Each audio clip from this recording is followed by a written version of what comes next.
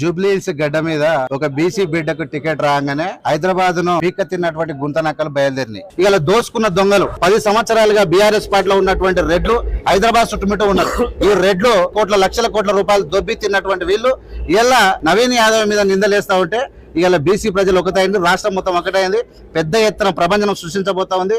తెలంగాణ రాష్ట్రంలో ఇక్కడ జూబ్లీహిల్స్ లో జరగబోయే ఎన్నిక ఇది ఒక దేశాన్ని ఒక దిశానిర్దేశం చేయబోతోంది. ఎన్నిక ఇది మామూలు ఎన్నిక కాదు. మీరు అనుకున్నట్టు మీరేందో మాయమాటలు చెప్పి యూట్యూబ్ ఛానళ్లను ఉచకొల్పి అబద్ధాలను ప్రచారం చేసి నవీన్ యాదవ్ ను మీరు వెనుక కోతారంటే ఇది దమ్ము ధైర్యం ఉన్న పులిలా పంజవేసినటువంటి బిడ్డ, బీసీల తరఫున సిద్ధమవుతున్నాడు. ఒక యుద్ధానికి సిద్ధమైనటువంటి బీసీ బిడ్డను ఎస్సీ ఎస్టీ బీసీలు అందరు కలిసి, పేదలు ధనవంతులు అందరు కలిసి కాపాడుకొని భారతదేశ చరిత్రలో హైదరాబాద్ నగరంలో ఒక చరిత్ర రాయబోతా ఉంది. అదే ఇక యాదవ్ బిడ్డ యొక్క నవీన్ యాదవ్ యొక్క విజయం. రాసి పెట్టుకోండి, మీరు ఎన్ని అవాకులు చవాకులు అయినా మీరు బోర్ల పడక తప్పదు. ఈ విజయం తెలంగాణ ప్రజలకు, బీసీలకు అంకితం. కాంగ్రెస్ పార్టీ విజయం దేశం మొత్తం మోగబోతా ఉంది.